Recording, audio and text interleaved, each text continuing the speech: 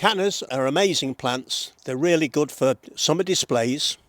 The thing is that they originate from places like South America, so they don't cope very well with our winters when they're cold and wet.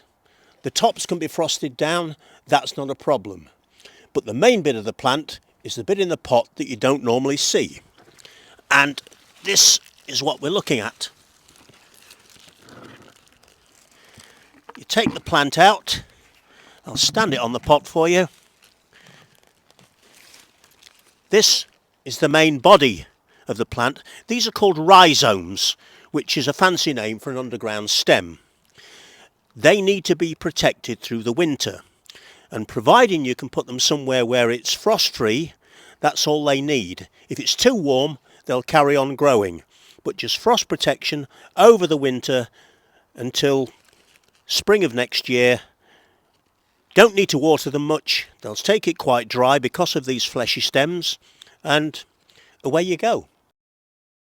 We hope you found this video useful. Please remember to press the like button, share the content with your friends, and subscribe to get more gardening videos.